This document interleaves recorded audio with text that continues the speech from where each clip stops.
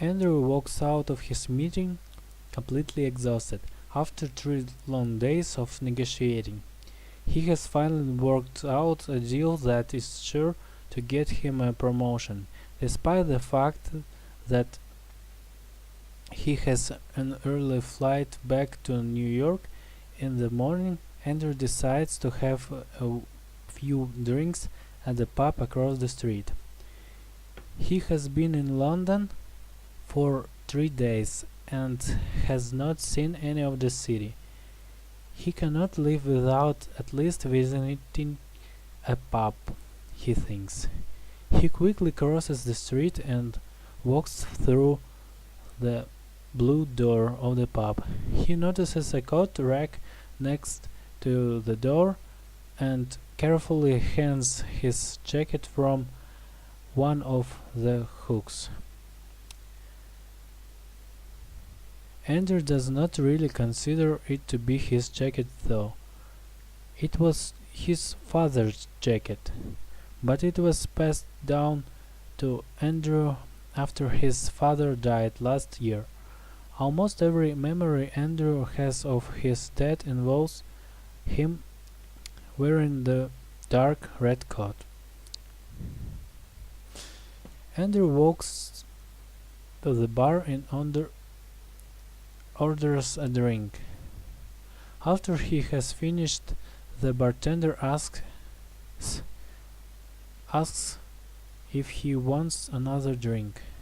Andrew checks his watch and sees his plane is leaving in 5 hours and decides he needs to go. He regrets picking a flight so early in the morning, but knows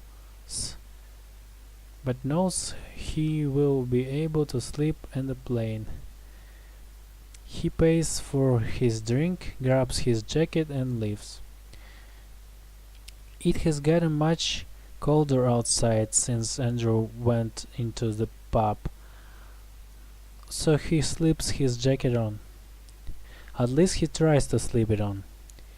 He sticks his arm in the sleeve, but the hole at the end is too small for his hand.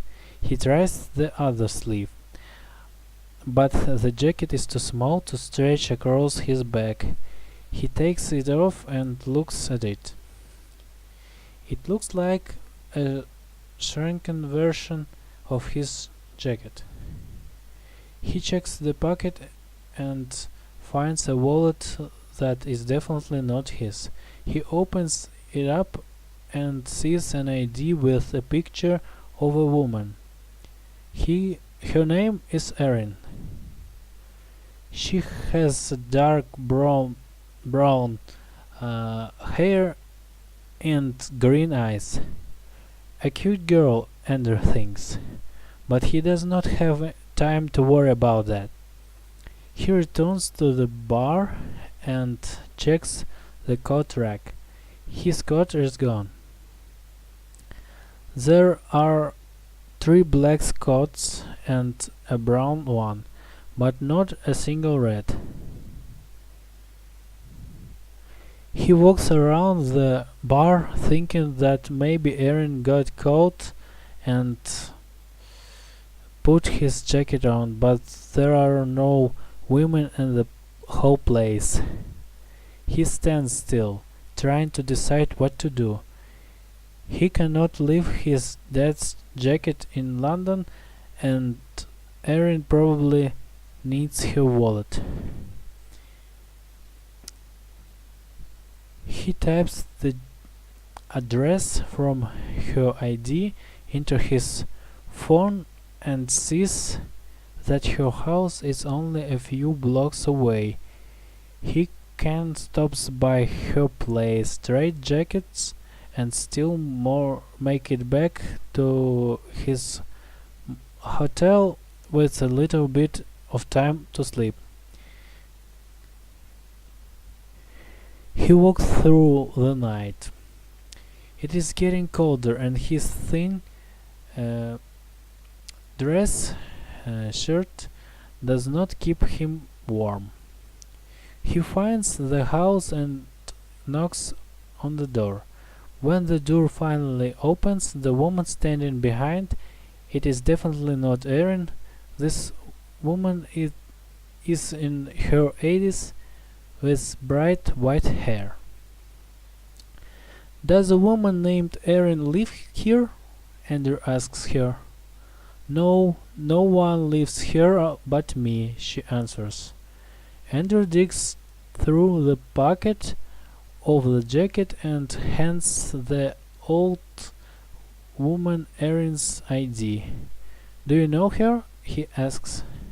Oh, yes, that's the girl who lived here before me. I saw her when she was moving out. She's a cute little thing, isn't she? Do you know how I can contact her? It's kind of urgent. Well, I don't really know her. I could call the landlord.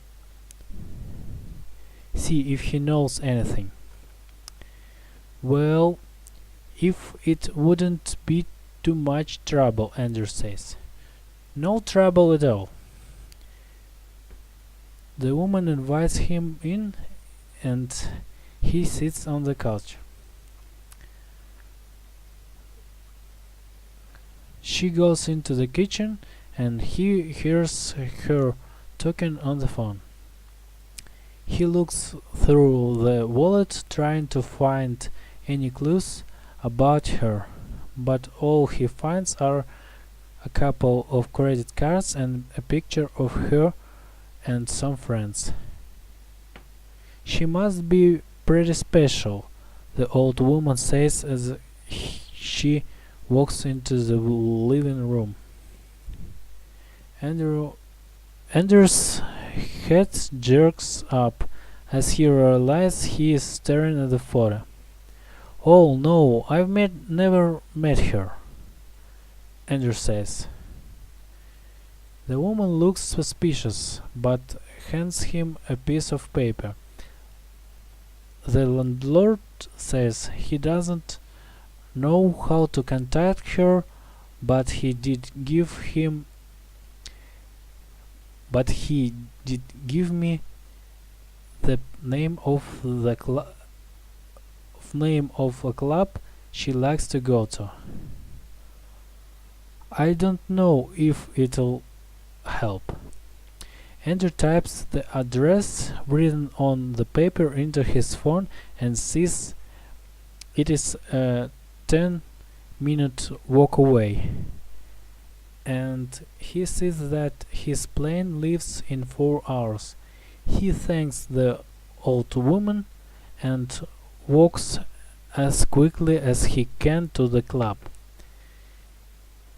Inside the club, he searches through the crowd but cannot find Erin anywhere.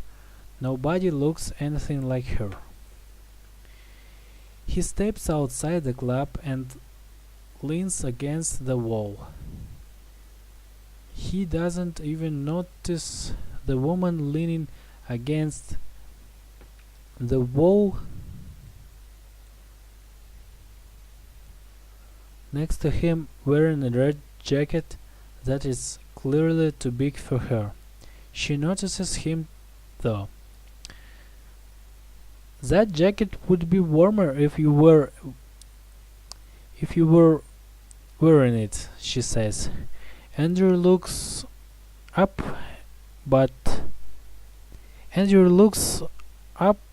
to see Erin staring right at him.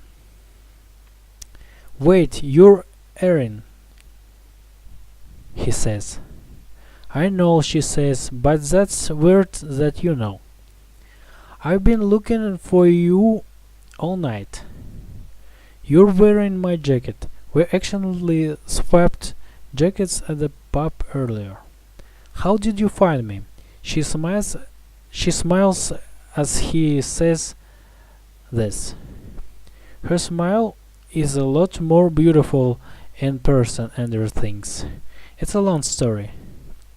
Wait, I was at the pub like 2 hours ago Have you really been chasing me around for that long? Well, I was chasing the jacket, really, Andrew says, starting to blush.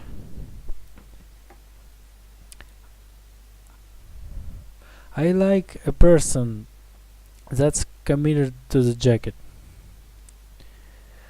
to his jacket. Erin says as she slides off Andrew's jacket and hands it to him.